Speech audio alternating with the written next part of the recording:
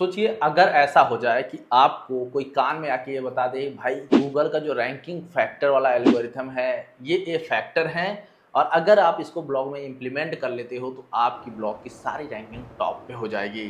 तो आपके लिए तो वो दिन हो जाएगा तुड़ुक दुड़ुक तुड़ुक दुड़ुक दुड़ुक दुड़ुक वाला ना। तो कुछ ऐसा ही हुआ है, गूगल के जो रैंकिंग फैक्टर्स हैं उनकी एक पूरी डॉक्यूमेंट लीक हो गई है और इसको बहुत सारे वेबसाइट, बहुत सारे यूट्यूब चैनल ने कवर किया है। आप जाके कंफर्म कहीं से भी कर सकते हैं। लेकिन एक चीज़ मैं आपको बता दूं, इस वीडियो के लास्ट में मैं कुछ ऐसे पॉइंट बताने वाला हूं जो आपको कहीं और किसी वीडियो या किसी डॉक्यूमेंट में नहीं मिलने वाला है। और अगर बात करें रियल डॉक्यूमेंट्स, जो फैक्टर्स के रियल डॉक्यूमेंट्स हैं वो सारे गिटहब पे हैं और बहुत सारे पेजेस हैं दोस्तों, बहुत सारे, करीब मुझे लगता है कितने यहाँ पे दिखा रहे हैं तो मुझे बहुत सारे पेजेस हैं दोस्तों, करीब 2500 से ज़्यादा यहाँ पे फाइल्स जो है गिटहब पे अपडेटेड हैं। और ये जो यहाँ पे रैंकिंग फैक्टर है ना वो कोड फॉर्मेट में है, तो उसको आसान भाषा में बहुत सारे लोगों ने कन्वर्ट कर दिया है। जो एक्सपर्ट हैं सर्च इंजन के, जो कोडिंग के एक्सपर्ट हैं, उन्होंने कन्वर्ट कर दिया है और पूरा ऐसा फॉर्मेट बना दिया है ताकि हम लोग समझ सकें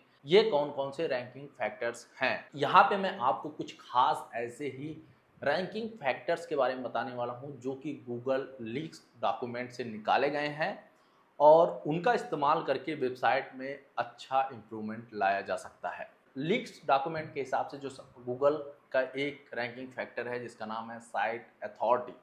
जैसा आपने डोमेन रेटिंग का नाम सुना होगा, डीआर जिसे कहते हैं, आपने डोमेन अथॉरिटी का नाम सुना होगा जिसे डीए कहते हैं। ये दोनों दो अलग अलग एसईओ कंपनीज ने बनाया है और ये गूगल के ऑफिशियल जो है सिग्नल्स नहीं है या रैंकिंग फैक्टर्स नहीं है। गूगल का जो रैंकिंग फैक्टर है ऑफिशियल लीक्स डॉक्यूमेंट के हिसाब से उसका नाम है साइट अथॉरिटी।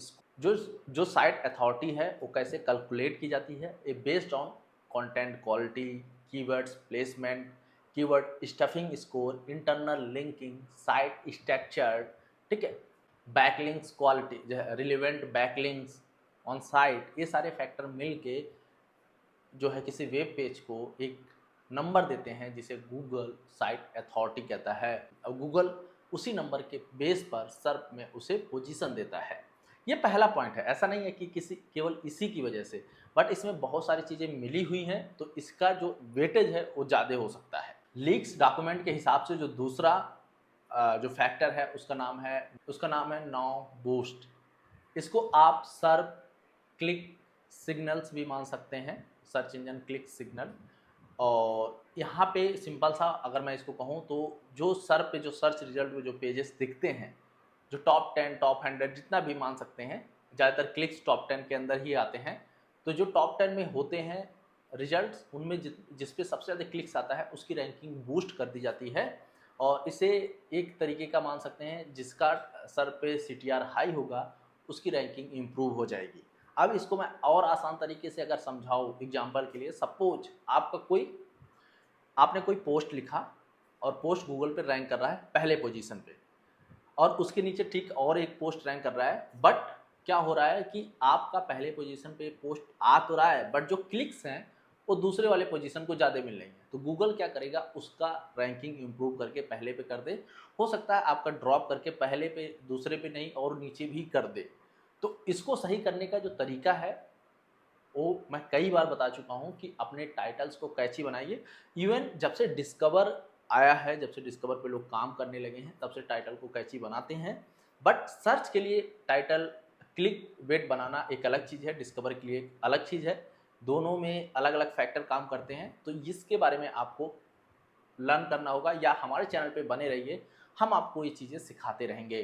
तो जो तीसरा जो रैंकिंग फैक्टर है वो है लाइक जो गूगल है रैंकिंग के लिए इस्तेमाल करता है, जो क्रोम का डेटा होता है वो, उसके हिसाब से गूगल वहाँ से साइट स्पीड लेता है और भी यूजर बिहेवियर, ये सारे डेटा लेकर उस वेब पेज पे जो भी यूजर बिहेवियर हो रहा होगा उसके हिसाब से वो रैंकिंग देता है।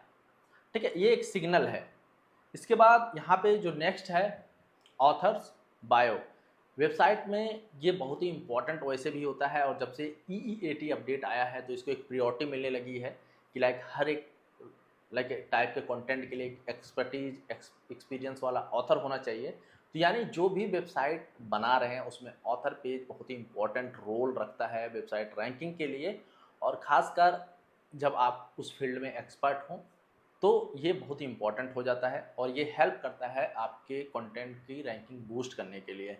तो ऑथर पेज कैसा होना चाहिए इसके बारे में ऑलरेडी बहुत बार बताया जा चुका है कि आप जिस टॉपिक पे लिख रहे हैं उस टॉपिक के बारे में आपका एक्सपीरियंस क्या है, आपके सोशल लिंक्स उसमें होने चाहिए ताकि एथोराइज हो जाए कि मतलब ये जो ऑथर है वो रियल है, फेक नहीं है। इस तरीके का बहुत सारे लोग फेक ऑथर क्रिएट करते हैं, बट गूगल के पास अपना फंडा है उसको डिटेक्ट करने का। अब जो नेक्स्ट रैंकिंग फैक्टर है जो कि बहुत इंपॉर्टेंट है, ये चीज़ें बहुत ही कॉमन है, बहुत सारे लोग पहले से जानते हैं, ब्रांड।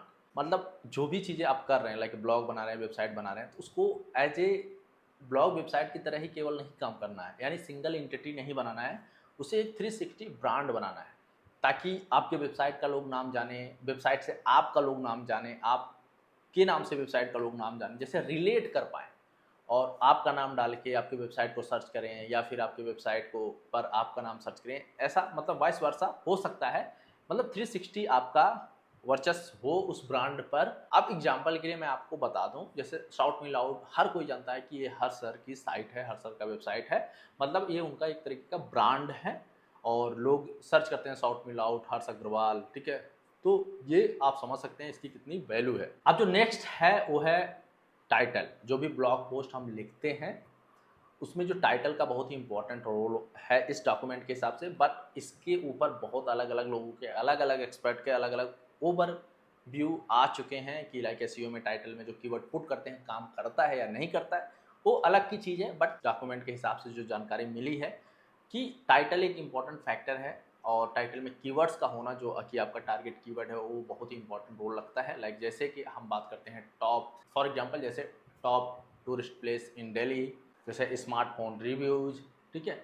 ऐसे बहुत सारे कीवर्ड्स हैं जो कि टाइटल में होने चाहिए और इससे इम्पैक्ट पड़ता है सर्च रैंकिंग में और ये बहुत ही हेल्पफुल होता है। और अगर आप इवन अगर कॉमनली अगर मैं बात करूँ ना तो आप देखोगे, सपोज कोई कीवर्ड अगर मैं डाल के देखता हूँ यहाँ पे, जैसे आप देख सकते हैं ये सामने है आपके रिजल्ट की जो टॉप पे आ रहे हैं उसमें ज़्यादातर देखेंगे लगभग एग्जैक्ट मैच वाले कीवर्ड्स हैं जो टॉप में आ रहे हैं, या फिर इसे कह सकते हैं रिलेटेड कीवर्ड्स उसमें हैं सारे जो आ रहे हैं। अब जो नेक्स्ट फैक्टर है, ये फैक्टर इतना कॉमन है कि हर कोई जानता है और मुझे लगता है कि जब से गूगल बना है तब से इस पे लोगों की प्रायोरिटी रही है हमेशा। जो भी एसईओ एक्सपर्ट हैं लोग इस बात पे हमेशा तवज्जो देते हैं। इसका नाम दिया है ट्विडलर्स। बस इसका अगर बात करें जो लोग एक्सपर्ट ने इसको ट्रांसलेट किया है मतलब समझने वाली भाषा में, तो इसका मतलब सिंपल सा है कि लाइक कंटेंट अपडेट करना, कंटेंट में फ्रेशनेस होना, ये बहुत ही इंपॉर्टेंट रोल अदा करता है रैंकिंग में, रैंकिंग बूस्ट करने में। तो यानी कंटेंट रेगुलर अपडेट होना चाहिए। सपोज आपने कोई कंटेंट लिखा है पहले और उस पर अभी नया में कोई अपडेट आया उसके बारे में, उस कंटेंट के उस टॉपिक के बारे में नई कोई अपडेट आई है, तो वो चीज़ें आपके कंटेंट में होनी चाहिए। ये चीज़ आपको ध्यान रखना पड़ेगा, टाइम टाइम से उसे अपडेट करना पड़ेगा क्योंकि ये रैंकिंग का इंपॉर्टेंट फैक्टर है। जो एक और इंपॉर्टेंट फैक्टर है कि लाइक गूगल का अपना एक कीवर्ड स्टफिंग स्कोर है। स्टफिंग स्कोर है जो कि हर एक वेब पेज को मिलता रहता है कि वो कितना नंबर आप कीवर्ड्स यूज कर रहे हैं। मतलब अगर हो सकता है कॉन्टिन्यूस वो कीवर्ड स्टफिंग कर रहे हो तो गूगल उसको स्पैम में डाले, इस तरह का कुछ हो सकता है मे बी। तो ये चीज़ ध्यान रखने वाली है, ठीक है। इसके बाद और भी बहुत सारी चीज़ें हैं जैसे सैंड बॉक्स है कि लाइक गूगल सैंड बॉक्स का मतलब मैं सिंपल सा बता देता हूँ, ये बहुत ही कॉमन चीज़ है। अगर कोई टेक्नोलॉजी फील्ड में काम किया है तो उसे पता होगा। लाइक सैंड बॉक्स हर जगह आपको मिलेगा। लाइक सैंड बॉक्स ऐसा फील्ड होता है जहाँ पे एक्सपेरिमेंटल वाली चीज़ें चलती हैं, जैसे कि कोई चीज़ प्रोडक्ट बन रहा है, राइट, तो उसको पहले सैंड बॉक्स पीरियड में रखा जाता है, सैंड बॉक्स में रखा जाता है, लाइक उस पर टेस्टिंग होती है, ये सारी चीज़ें होती है। जब कंफर्म हो जाता है देन उसको प्रोडक्शन फेज में लाया जाता है। तो सैंडबॉक्स काइंड ऑफ गूगल के पास यही है। बहुत पहले लोगों ने मना कर दिया था कि गूगल के पास ऐसा सैंडबॉक्स नहीं है, और लेकिन अभी इस लीक्स के हिसाब से गूगल के पास अपना सैंडबॉक्स है जो कि 6 मंथ का है। यानी कोई नई साइट अगर बनती है तो गूगल उसके डोमेन एज के हिसाब से कैलकुलेट करता है, उसको उस सैंडबॉक्स में रखता है, 6 मंथ बाद ही उसको सैंडबॉक्स से निकालता है, यानी एक रेगुलर वेबसाइट की लिस्ट में जो भी उसका बकेट होगा वहाँ पे डालता है। तो ये मेजर अपडेट हैं जो कि आपने बहुत बार सुने होंगे। और भी कई सारे फैक्टर हैं बट ये बहुत कॉमन ये लगे कि देखिए इसमें क्या है ना, लगभग सारी चीज़ें आ जाती हैं। अगर इतना ही ऑप्टिमाइज कोई कर पाता है तो मुझे लगता है कि बहुत ज़्यादा वो हेल्पफुल होगा उसके लिए। अब एक मैं डिस्क्लेमर देना चाहूँगा। पहला चीज़ डिस्क्लेमर क्या है, अगर ये चीज़ हमें अकेले पता होती, सपोज ये गूगल का लीक्स होता, गूगल के एल्गोरिथम का लीक जो कि रैंकिंग फैक्टर है उनका लीक्स होता, और ये हमें अकेले पता चल जाती या 10 लोगों के ग्रुप को पता चल जाती तो सही रहता, या 100 लोग को पता चल जाती। बट अभी के समय में ये तो ऐसी हो गई है ना कि ये सबको पता चल गया, तो यानी हम वहीं पे हैं जहाँ पे थे। जो गूगल के एसईओ एक्सपर्ट हैं पहले से ही लगभग इनमें से अगर आप देखेंगे सारे पॉइंट्स को उन्होंने शेयर किया होगा बहुत बार। जैसे अगर गूगल का अपना साइट अथॉरिटी स्कोर है, लाइक गूगल का अपना अपना साइट अथॉरिटी स्कोर है, तो ऐसा नहीं है जो मोज का डीए है, जो एचआरएफ का डीआर है वो गलत है, वो भी लगभग इन्हीं काइंड ऑफ सिग्नल से ही बूस्ट होते हैं। तो अगर डीआर या डीए बूस्ट हो रहा है तो गूगल की साइट अथॉरिटी ऑटोमेटिक बूस्ट होगी। तो लगभग सारी चीज़ें वही हैं जो पहले थी, तो मतलब हमारा कंडीशन वही है जहाँ पे हम थे वहीं पे हैं, क्योंकि ये सारी चीज़ें बहुत सारे लोगों को पता है। अगर आप देखेंगे तो इस पर लाखों में सर्चेज होंगे, कई सारे वीडियोज बन गए हैं, कई सारे ब्लॉग्स पे आ गए हैं, तो जितने भी ब्लॉगिंग कर रहे होंगे, एसईओ एक्सपर्ट होंगे, वेब मास्टर होंगे, सबको पता है ये चीज़। तो ये चीज़ कोई नहीं है, यानी हर कोई इम्प्लीमेंट करेगा। और दूसरी जो इम्पोर्टेंट चीज़ है, इस पर अभी गूगल का ऑफिशियल कंफर्मेशन नहीं आया है, और आएगा भी क्यों भाई? किसी का अगर कुछ चोरी हो गया, लीक हो गया तो बताएगा थोड़ी ना, क्योंकि ये इंपॉर्टेंट चीज़ है। पता नहीं है कि नहीं है, ये मैं नहीं जानता, मैं कह भी नहीं सकता कि ऑफिशियल है।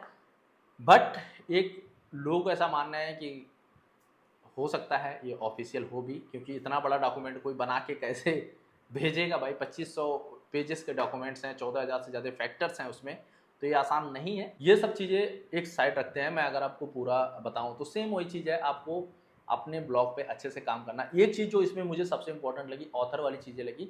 अब इसमें ऑथर वाली क्यों लगी मैं बता रहा हूँ। देखिए क्या होता है कि ऑथर अगर कोई होगा तो एक फील्ड में होगा, जैसे कोई एसईओ में है, कोई डिजिटल मार्केटिंग में है, कोई टेक्नोलॉजी में है, कोई कार बाइक ऑटोमोबाइल में है।